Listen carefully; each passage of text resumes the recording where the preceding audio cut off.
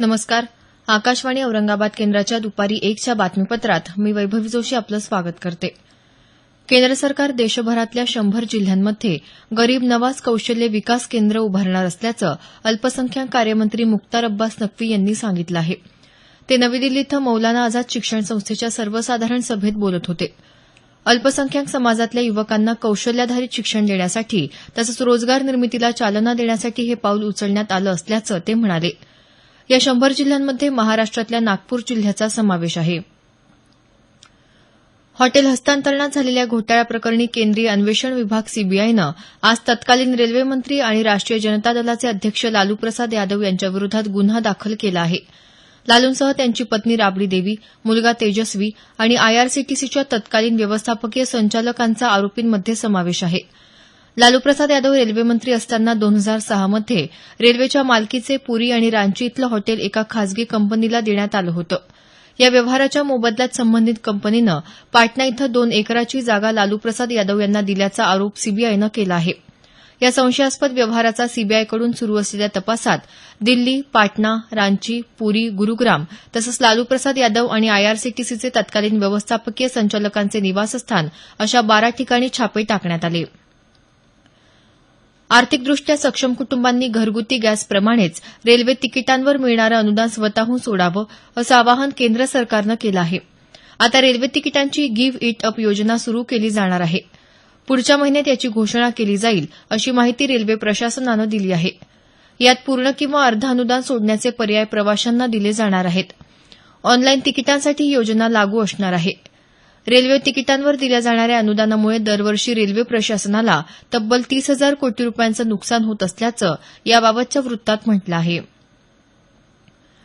आसाममध्ये आलेल्या पुरामुळे आतापर्यंत 22 जणांचा मृत्यू झाला. मुसळधार सुरू असलेल्या पावसामुळे पूरपरिस्थिती कायम असून ब्रह्मपुत्रा नदीनं धोक्याची पातळी ओलांडली आहे. 16 जिल्ह्यातल्या 4 लाख नागरिकांना या पुराचा फटका बसला आहे. राज्य सरकारनं प्रत्येक जिल्ह्यात मदत केंद्र सुरू केली आहेत. राज्य माध्यमिक आणि उच्च माध्यमिक शिक्षण मंडळातर्फे जुलै-ऑगस्ट 2017 मध्ये घेण्यात येणाऱ्या 10वी आणि 12वी पुरवणी परीक्षेसाठी प्रवेशपत्र ऑनलाईन पद्धतीनं कनिष्ठ महाविद्यालय आणि माध्यमिक शाळांनी लॉग इन करून डाऊनलोड करून घ्यायची आहेत. मंडळानं प्रसिद्ध केलेल्या पत्रकात ही माहिती देण्यात आली. या पुरवणी परीक्षांसाठी छापील प्रवेशपत्र आता मंडळाकडून मिळणार नाहीत. त्यामुळे डाऊनलोड केलेली प्रवेशपत्र सही आणि शिक्क्यासह विद्यार्थ्यांना द्यावीत असं मंडळाकडून सांगण्यात आलं आहे. शासनाच्या महत्वाकांक्षी कल्याणकारी योजनांना प्राधान्य देऊन गावाचा विकास साधण्यासाठी अधिकारी कर्मचाऱ्यांसह नागरिकांनीही पुढाकार घ्यावा असं आवाहन विभागीय आयुक्त डॉ. पुरुषोत्तम भापकर यांनी केलं आहे. पैठण इथं आयोजित एका कार्यशाळेत ते बोलत होते. आज प्रत्येक गावात ग्रामसभेचं आयोजन करण्यात आलं असून यावेळी अधिकाऱ्यांनी योजनांबद्दल माहिती द्यावी असं ते म्हणाले. परभणी शहरात अवैध सावकारी करणाऱ्या दोघांना धाड टाकून अटक करण्यात आली. जिल्हा उपनिबंधक कार्यालयाच्या 3 विविध पथकांनी ही कारवाई केली. यावेळी सावकारांकडे गहाण ठेवलेल्या संपत्तीची कागदपत्रे, चांदी, सोनं सापडल्याचं कार्यालयीन अधीक्षक MU यादव यांनी सांगितलं. या दोघांना ताब्यात घेण्यात आलं असून पुढील तपास सुरू आहे. पुणे इथं झालेल्या ज्युनियर राष्ट्रीय जलतरण स्पर्धेत 26 सुवर्ण पदकांसह महाराष्ट्र संघ अव्वल ठरला आहे.